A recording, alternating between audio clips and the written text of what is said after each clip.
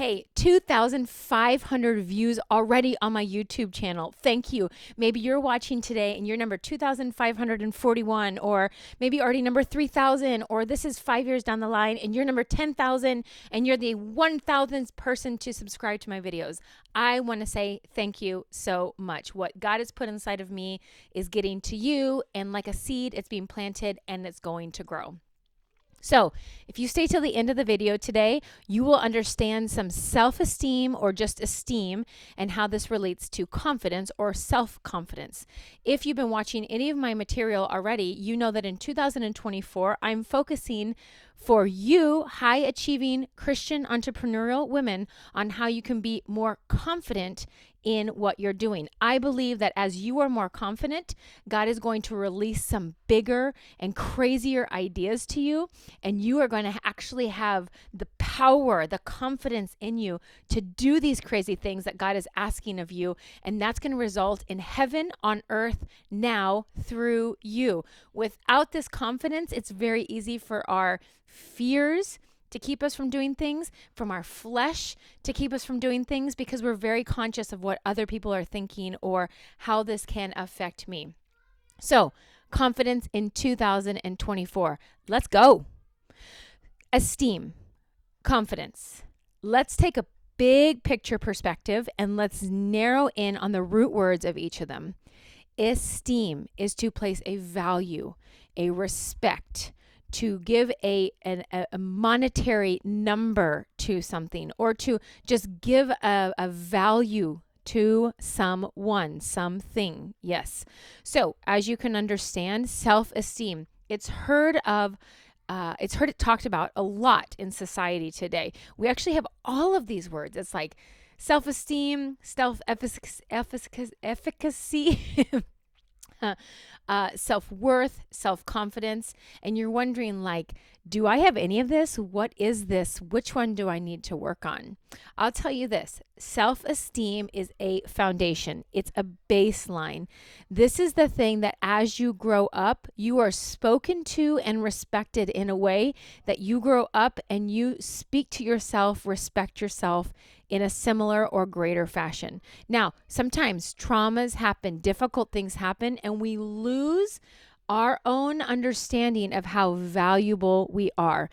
If you are a Christian or somewhere along this line in the spiritual journey, you can understand the whole Bible is about how valuable you are to God, and that you need to keep a hold of that, connect to God to understand that value. So when we're talking about esteem, self-esteem, we are talking about esteem that you are raised with, but we're also giving the understanding that you can and have so much impact on your esteem level, because what you do on a daily, weekly, monthly basis that's intentional either builds up or tears down your self-esteem, gives you a understanding of how valuable you are, or it reminds you of how worthless you are, which you're never going to be worthless, but this is what we say about ourselves. Now, let's jump to confidence. Confidence is a trust.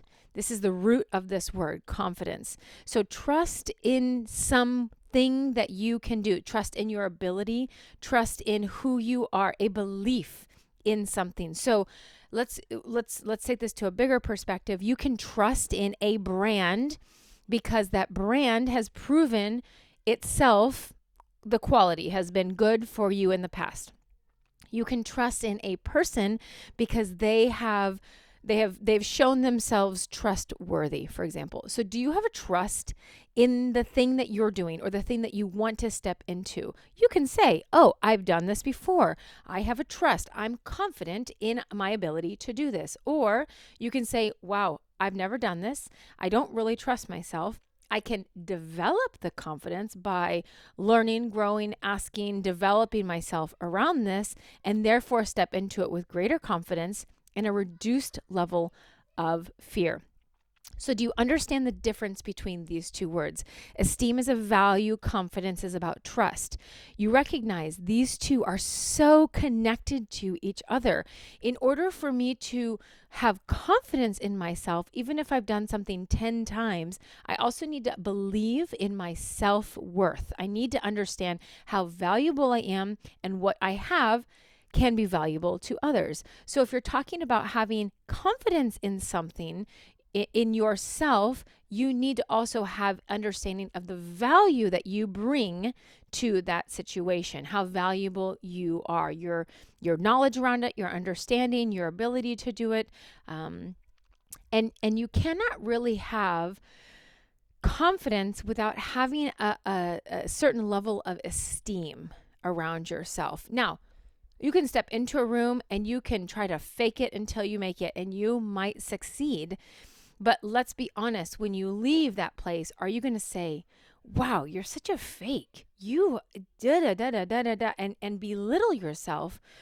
Or are you going to have the esteem already that says, you know what, you weren't super aware of what you were going to do, but you did it, and I'm so proud of you. Like, that shows so much about you.